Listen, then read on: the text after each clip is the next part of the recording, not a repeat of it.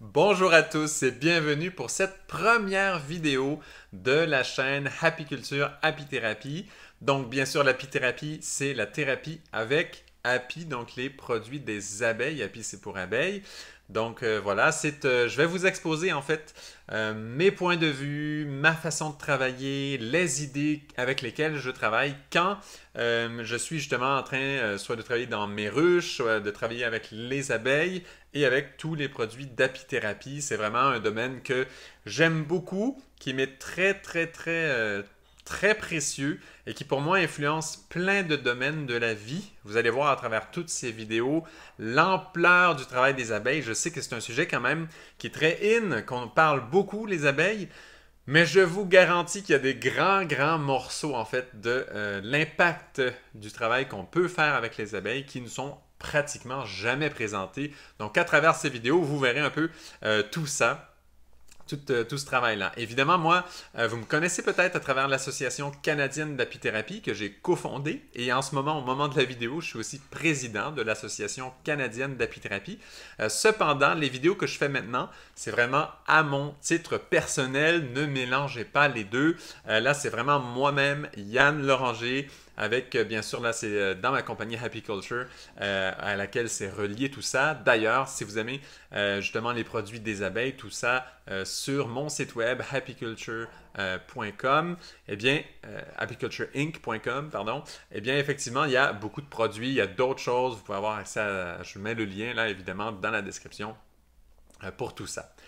Voilà, donc aujourd'hui, c'est une introduction au monde des abeilles. Je vais présenter un point de vue, une chose particulière avec les abeilles. Je crois que c'est mon point le plus favori en fait. C'est celui qui m'a touché le plus et le plus tôt aussi dans mon travail avec les abeilles. Il faut savoir que je travaille avec les abeilles depuis plus de 15 ans maintenant. Donc ça fait quand même un bon petit bout de temps. Et voilà. Donc cette façon de voir le travail des abeilles touche le monde de la nutrition. Alors, je pense que la plupart d'entre nous savons que les abeilles se nourrissent du nectar et du pollen des fleurs. Donc là, pour ceux qui peut-être ne sauraient pas, il y a vraiment une grande différence entre nectar et pollen. Le nectar, c'est une substance pratiquement incolore, là, mais sucrée, quelque peu sucrée, qu'il y a dans les fleurs. Et c'est ce qui attire le plus en fait les abeilles. Il y a aussi la couleur des fleurs, tout ça, mais en général, ce qui va vraiment les attirer, c'est ce fameux nectar qu'il y a dans les fleurs. Donc ça, c'est vraiment au fond de la fleur, c'est là que se cache le nectar. Le nectar, les abeilles vont l'absorber par la bouche, vont l'avaler et vont le ramener à la ruche et vont le transformer pour faire du miel avec. Donc ça, le nectar, c'est pour le miel. Il y a aussi le pollen qui se trouve vraiment sur le dessus, sur les pistils des fleurs. Et là, il y a tout le pollen des fleurs qui est vraiment, c'est ce qui va féconder en fait les fleurs, ce fameux pollen. Et voilà, ça se trouve sur les fleurs. Les abeilles, quand elles vont chercher le nectar, aussi vont avoir du pollen qui vont se mettre dans leur poils. Elles vont aussi en ramasser intentionnellement. Donc tout le pollen qui se colle sur elles, elles vont le ramasser, le mettre dans leurs pattes arrière, là, les petites pelotes de pollen que vous avez sûrement déjà vues, là, souvent jaune, orange, mais il y a toutes les couleurs. Eh bien, voilà, c'est ce fameux pollen qu'elles ramènent à la ruche et ça va donner en fait, ça va être la nourriture principalement pour les larves, pour les bébés abeilles, en fait. C'est une nourriture extrêmement riche en protéines. Je n'entre pas dans le côté scientifique, là, nutritif à ce niveau-là. Ce que je veux vous donner pour le moment, c'est vraiment un côté plus d'inspiration.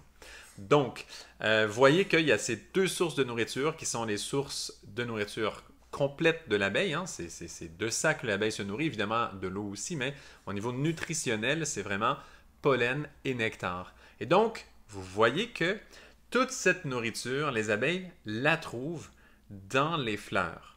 Donc là, quelque part, je ne vous apprends rien. Mais si on pense un tout petit peu à ça, un peu plus en profondeur, on se rend compte que les abeilles, quand elles sortent de la ruche, tout ce qu'elles font, c'est qu'elles cherchent des fleurs. Elles voient des fleurs. Bon, elles peuvent aller chercher de l'eau, de la propolis, d'autres choses. Mais si elles vont chercher la nourriture, en réalité, elles cherchent des fleurs. Et les fleurs, ça sent très bon, c'est très beau, c'est coloré, c'est carrément, un monde de poésie. Donc, quand les abeilles sortent de la ruche, elles vont chercher leur nourriture. Elles sont dans ce monde de poésie d'où on dit d'ailleurs dans certaines traditions ésotériques que les abeilles viennent de Vénus. Et bien là, quand on comprend à quel point ce que les abeilles cherchent quand elles cherchent leur nourriture, ce ne sont que des fleurs, mais on voit très bien le lien, ça parle tout de suite. Les abeilles sentent bon, c'est doux, c'est magnifique. Là, c'est tellement beau et c'est très subtil. Donc, quand on regarde justement toutes les gammes de nourriture qui existent, on voit qu'il y a beaucoup de variétés.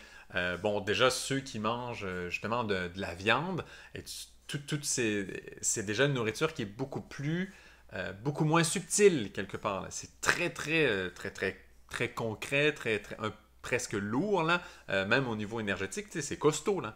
Et donc, vous voyez qu'il y a toute une graduation de nourriture. Après, il y a bien sûr les racines. Les racines aussi, quand on va dans les plantes, les racines, c'est quand même un peu plus lourd. Les pommes de terre, par exemple, ça donne une bonne idée. Mais après, il y a toute une graduation de différentes subtilités de nourriture. Ben, les abeilles, elles vont sur les fleurs. Déjà, les fleurs, au niveau des plantes, c'est une partie des fleurs qui est la plus subtile qu'on peut voir, la plus belle, la plus délicate, et aussi, ce qui vient montrer à quel point elle est subtile, c'est à quel point elle est éphémère d'une certaine façon. C'est comme si c'est un moment spécial ou quelque chose de très beau qui sort, mais qui ne durera pas tellement longtemps, parce que justement, dans la matière, dans le poids des choses qui nous entourent, ce niveau de beauté, de subtilité, ne sera pas éternel. Il vient se montrer et voilà. Il va ensuite partir. Et donc, c'est une petite fenêtre de temps qui nous permet de nous raccrocher à un niveau de beauté quand même extraordinaire avec les fleurs. Alors, les abeilles, c'est ce qu'elles cherchent, quelque chose d'extrêmement subtil. Mais non seulement elles cherchent cette subtilité des fleurs, cette beauté, ce monde de poésie, mais en plus, elles ne mangeront pas les fleurs. Elles vont simplement, dans la fleur, chercher nectar et pollen, et elles repartent à la ruche. Elle ramène cette nourriture pour toutes les abeilles. On sait que dans une ruche, il y a en moyenne une belle ruche forte, là, environ 30 à 50 000 abeilles dedans. Donc, elle ramène cette nourriture pour la ruche, pour les bébés, tout ça, et c'est l'unique source de nourriture. Donc, si on se place dans le point de vue des abeilles, premièrement, on pense à la nourriture en se disant, nous entrons dans un monde de beauté, de poésie, et ce n'est que là qu'on va chercher notre nourriture, et on ne détruit rien. On va simplement chercher cette matière qui est pratiquement faite pour les abeilles. Elles vont la chercher, ne détruisent rien, même pas une fleur, même pas une feuille. C'est exceptionnel. Hein? Vous savez, les papillons sont très beaux, très nobles, très colorés, magnifiques. Mais quand ils sont chenilles, eh bien, effectivement, ils vont manger les feuilles des plantes, etc. Et parfois, elles vont vraiment être nuisibles. Et ils vont être même combattus par certains agriculteurs, hein, parce qu'elles mangent les feuilles de certaines cultures. Et donc, même les papillons ont cette limite. Par contre, les abeilles ne l'ont pas.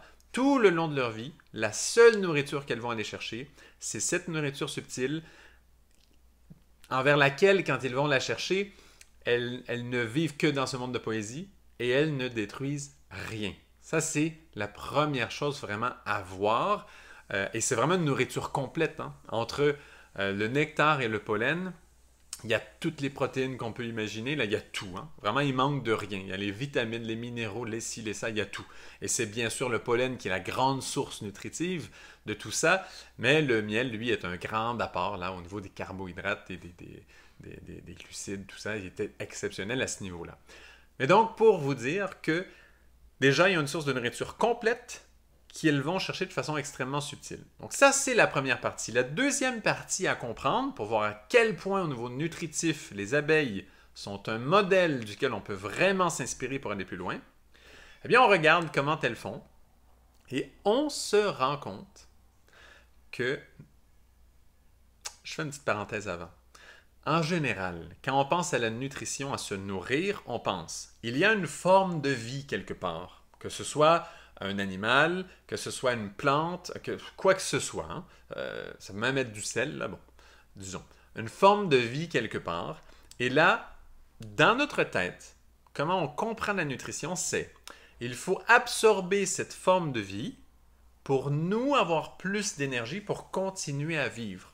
Donc, en gros, il faut prendre une forme de vie, donc il faut diminuer une forme de vie, voire dans certains cas la tuer carrément, hein. Même au niveau des végétariens, c'est pareil, hein. Il y a beaucoup de plantes, ben, on la mange.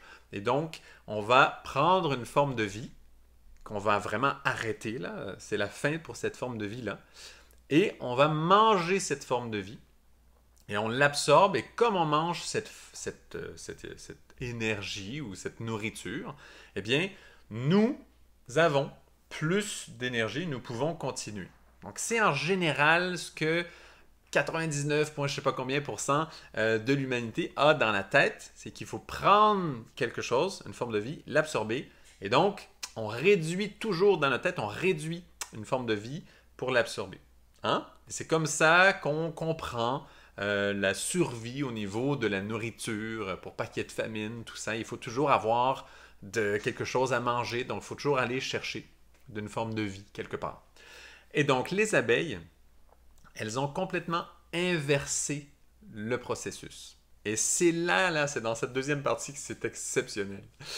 Alors, les abeilles, quand elles vont se nourrir, premièrement, comme on a déjà vu, elles ne diminuent aucune forme de vie, puisqu'elles ne détruisent même pas une fleur, même pas une feuille, rien du tout. Elles ne vont que chercher le nectar et le pollen. Première chose. Mais en plus, quand elles font ça, elles vont en fait polliniser les fleurs. Et donc, les fleurs sont fécondées, ce qui fait que plus tard, elles vont pouvoir donner des graines. Donc, des graines vont pouvoir avoir plus de ces plantes. Donc, en réalité, les abeilles, quand elles vont se nourrir, premièrement, elles ne détruisent rien, zéro, mais en plus, elles multiplient la vie. Et donc là, on voit qu'elles ont effectivement réussi à inverser ce processus que tout le monde s'imagine, que quand on se nourrit, il faut réduire une vie, il faut aller chercher, presque voler, hein, quelque part. Il faut aller prendre une forme de vie, se l'approprier, et ça y est, c'est la mienne, elle est en moi, c'est à moi. Alors que les abeilles, c'est l'inverse. Quand elles vont se nourrir, elles pollinisent les fleurs, elles pollinisent les plantes, et donc il y aura plus de vie. Hein, vous comprenez, hein, quand c'est pollinisé, après, la fleur deviendra fruit quelque part, là, et donc graine, parce que dans les fruits, il y a les graines, et donc elle va pouvoir s'ensemencer et continuer. C'est pour ça que les abeilles, on dit, elles sont cruciales pour la pérennité de la biodiversité. C'est à cause de ce rôle-là, hein, de la pollinisation. Mais si on le comprend au niveau nutritionnel, ce rôle-là, on voit que les abeilles, quand elles vont se nourrir, non seulement elles ne détruisent rien, mais elles multiplient la vie. Et donc, à la place d'aller chercher une forme de vie, se l'approprier, donc réduire un tout petit peu la vie et se l'approprier, eh bien, c'est l'inverse. Elles vont chercher leur nourriture, et en allant chercher cette nourriture, elles multiplient la vie en fécondant les fleurs. Et ce sont de véritables messagères là, entre les fleurs pour polliniser le tout. C'est super beau, ça c'est un autre niveau de poésie. Hein? Comment les abeilles sont porteuses du message, quelque part, des âmes sœurs des fleurs. Donc cette histoire d'amour entre toutes les fleurs, mais ce sont les abeilles qui sont messagères de ce message d'amour, hein, qui est porté, donc ce pollen justement, qu'elles amènent pour féconder toutes les fleurs. Et donc voilà, c'est magnifique ce rôle, comment elles ont réussi à inverser cette façon de penser que chacun colle sur la nutrition. Et donc pour moi, les abeilles vraiment, réellement représentent le niveau le plus avancé de nutrition que moi je connaisse, à cause qu'elles sont capables de complètement transformer cette courbe, et elles sont vraiment faites pour polliniser les fleurs. Hein. Ce sont les championnes invétérées. C'est certain qu'il y a d'autres pollinisateurs, mais très souvent, ça va être de la pollinisation un petit peu plus par hasard ou accidentelle comme telle. En général, hein, il y a des cas particuliers, mais en général, ça va être beaucoup plus accidentel la pollinisation, parce que souvent, les autres insectes et les autres pollinisateurs vont chercher le nectar, mais en réalité, n'ont pas vraiment d'intérêt pour le pollen. Alors que les abeilles sont faites pour aller chercher le pollen, parce que c'est la nourriture pour leur bébé. Et donc ça, c'est extrêmement important de le voir, à quel point les abeilles sont des pollinisateurs hors pair. C'est vraiment fameux, hein? C'est exceptionnel. Elles sont faites pour ça. Ce sont les messagères de ce pollen, et ce sont elles qui ont réellement réussi à complètement inverser cette courbe où on ne va pas chercher la nourriture pour s'approprier des formes de vie, mais c'est l'inverse. En allant nous nourrir, nous propageons la vie. Et ça reflète si, bon, vous voyez un petit peu comment moi je travaille personnellement là. Pour ceux aussi qui suivent voilà, mes autres vidéos en astrologie, vous comprenez un petit peu comment je travaille. Eh bien, pour aller un petit peu plus loin et aller creuser encore un petit peu plus, allons-y. Eh bien, on voit que c'est la même façon de se nourrir qu'ont les anges par rapport à nous. Et là, oups, il n'y a plus personne. Comment, qu'est-ce que je veux dire par là? Eh bien, allons-y, prenons un petit temps pour aller voir tout ça. Eh bien, pour ceux qui croient un petit peu là aux êtres invisibles, aux anges, ou appelons-le comme vous le voulez, là, quand on sent une présence lumineuse, quand on sent que l'ambiance change et que soudainement on est très bien, bon, on peut voir, on peut choisir de voir qu'il y a des présences lumineuses qui sont autour de nous. Eh bien, ces présences, c'est un peu la même chose.